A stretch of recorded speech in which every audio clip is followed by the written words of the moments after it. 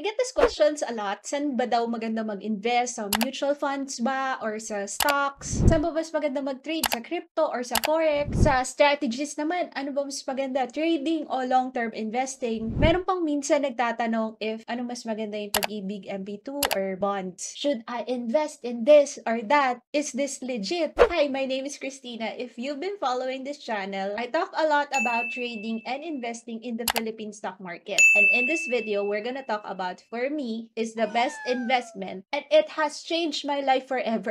Okay, so before we start, it's flattering na you guys ask me for financial advice, pero I am not an expert. For those who follows this channel, I have no financial background. I am not a stockbroker. Yung past life ko, I work as a nurse and I work in the BPO before I ventured full-time into trading and business. So yung napapanood nyo dito are results of my experiences in trading and investing in the stock market. At resulta na rin ng pagtatry ko ng iba't ibang investment options. So meaning, yung iba yung tinatanong, hindi ko pa na-try. So I feel like I'm not in the position to say which one is better. So ayun, I just wanna put it out there before we start. Kaya if you click this video and you're looking for the best investment option, doon sa mga nabanggit ko kanina, wala yun doon. We are still going to talk about investment, pero wala doon sa mga yun. Come closer. Bulong ko sa'yo.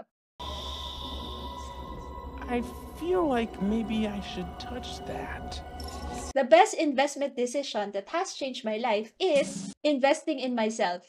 Oops! Before you skip the video, ang corny kasi, no, baka ilang beses mo na rin narinig yung invest in yourself, invest in knowledge. Pero totoo it's investing in my skill, it's investing in knowledge, it's investing in my education. For example, etong nakikita mong video ngayon sa YouTube, hindi siya ganito dati. It didn't always look like this. In fact, kadiri talaga pag pinapanood ko siya, as in, so if you watch some of the previous contents, na may mga nagko-comment pa kagaya nito, what happened from then to now is that I have dedicated time to invest in learning, knowledge, and skill. Like kagaya nito, paano ba yung ganyan? Sino ka dyan? Or like etong pagsusulat sa screen, kagaya nito. So things like that. Sa stock investing naman, dati hindi ko din siya nagigets. I knew I wanted to learn, I was interested, pero hindi ko siya naiintindihan. Sabi nga sa book na Trade Like a Stock Market Wizard ni Mark Minervini, the first and best investment that you can make is an investment in yourself. A commitment to do what it takes and to persist. Maraming tao, they get really interested in trading, lalo sa mga nakikita nyo sa social media at maaaring sa mga videos na napapanood nyo kagaya nito, but few make real commitment. Most people look into instant, like, bigay mo na lang sa akin what's the best investment that will give me the highest return. Or, bigay mo na lang yung stocks na may potential na malaking upside. Or, ibigay mo na lang sa akin yung mga stocks na malaking magbigay ng dividends. Pero there's nothing like putting your time, your effort, and your money na magbibigay sa'yo ng biggest at highest return if you were to invest in yourself. So ano bang ibig sabihin nitong invest in yourself? Investing means, sabi sa Merriam-Webster Dictionary, it's to commit, most usually in the form of money, in order to earn a return. So kapag nagbasa ka ng libro, it's not just checking something off na, nabasa ko na tong libro. When you invest in reading books, or when you commit to reading books, you expect something in return na may makukuha ka pag binasa mo yon. There is an ROI. There is a return on investment.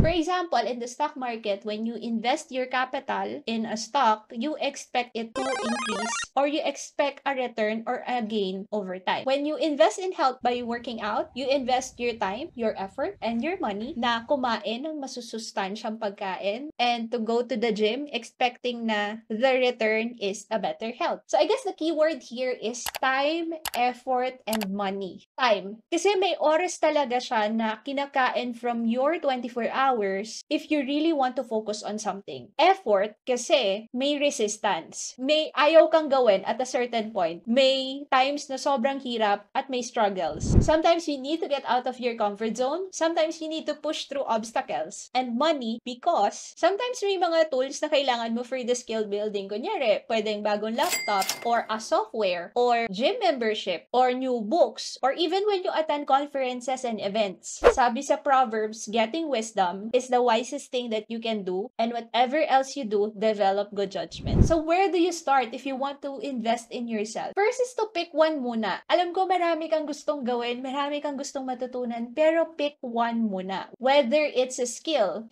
whether it's a cooking skill, or a trading skill, or a video editing skill, or a money-making skill. Next is to start reading about that topic.